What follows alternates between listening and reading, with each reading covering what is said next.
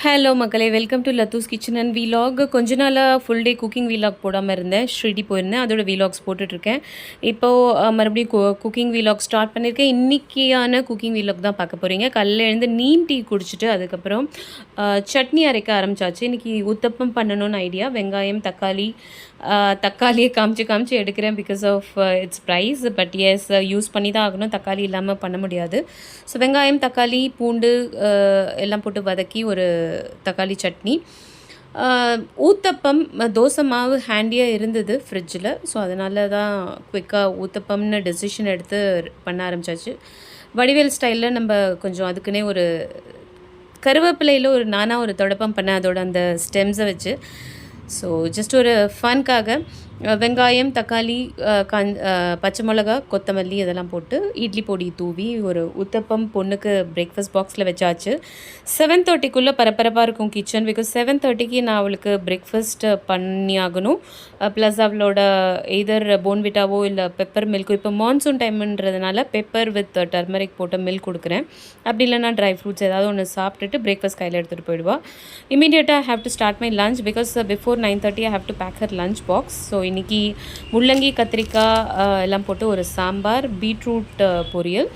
இதுதான் அவளோட lunch box. Back பண்ணி அவளோட ஸ்கூலில் கொண்டு போய் வச்சாச்சு. எங்களோட லஞ்ச் அரவுண்ட் 1 o'clock பார்த்திங்கன்னா முள்ளங்கி, கத்திரிக்காய், கேரட்லாம் போட்டு சாம்பார், பீட்ரூட் பொரியல். சாம்பார் பண்ணுறதுக்கு முன்னாடி கொஞ்சம் தால் நான் செப்பரேட்டாக எடுத்து வைப்பேன். ஏன்னா ஹஸ்பண்ட் டயபெட்டிக்ன்றதுனால அவங்க ப்ரோட்டீன் கண்டென்ட் கொஞ்சம் அதிகமாக சேர்த்துக்கணும். ரைஸ் கம்மியாக தான் எடுத்துப்பாங்க. அதுவும் மெஷர்டாக கொடுக்குற ஒரு கப்பில். மெஷர்டானா இவ்வளோ கிராம்ஸ் ஆஃப் கிராம் எல்லாம் அப்படி கணக்கு பண்ணுறதில்ல. பட் ஒரு கப் வச்சுருக்கேன், அந்த மெஷர்மெண்ட்டில் தான் அவங்க எடுத்துக்கிறாங்க. It helps to control is sugar level.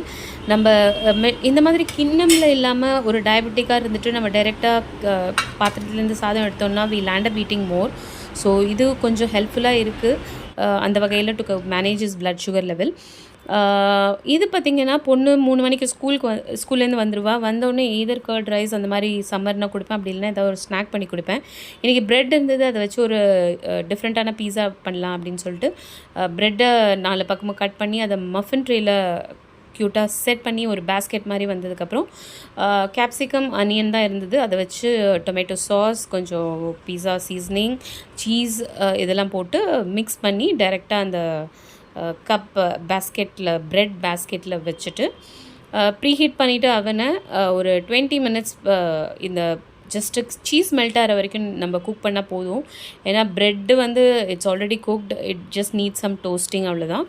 மற்றபடி நம்மளுக்கு இந்த காய் அண்ட் இந்த சீஸ் மெல்ட் ஆகணும், அவ்வளோதான். காயும் ஹாஃப் குக்டாக இருந்தால் தான் க்ரன்ச்சியாக இருக்கும். அதனால் 20 minutes தான் நான் செட் பண்ணேன். பியூட்டிஃபுல்லாக வந்திருந்தது. I gave one piece to my husband because too much of fat is also not recommended for diabetic, along with some salads. பொண்ணுக்கு ரொம்பவே பிடிச்சிருந்தது. she is very happy. I served it along with the பெரு fruit, ஒரு கொய்யாப்பழத்தோடு serve பண்ணேன்.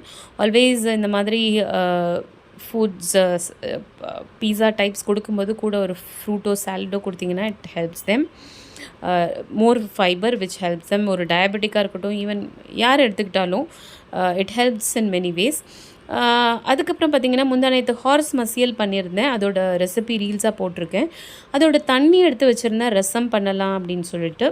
But ஆனால் ரசம் பண்ணல, அதனால் அதை வச்சு ஒரு சூப் பண்ணலாம் அப்படின்னு சொல்லிட்டு குயிக்காக கடாயில் நல்லெண்ணெய் ஊற்றி பெருஞ்சீரகம் போட்டு தாளித்து அதுக்கப்புறம் வெங்காயம், தக்காளி, பூண்டு, கருவேப்பிலை, பச்சை மிளகா, காஞ்ச மிளகா, கொஞ்சமாக மஞ்சள் பொடி, உப்பு, அதுக்கப்புறம் இந்த ஹார்ஸ் கிராமோட தண்ணி இந்த சூப்புக்கு தேவையான தண்ணி, உப்பு, கடைசியாக அது நல்லா கொதிச்சதுக்கப்புறம் கடைசியாக கொஞ்சம் பெப்பரும் போட்டு கொஞ்சம் நேரம் கொதிக்க விட்டு இறக்குனிங்கன்னா ஒரு சூப்பரான hours gram soup ready. Chettinad ஸ்டைலில் நான் ரொம்ப என்ஜாய் பண்ணேன். இங்கே மழை பெஞ்சிட்ருக்கு, அதுக்கு சூப்பராக இருக்குது.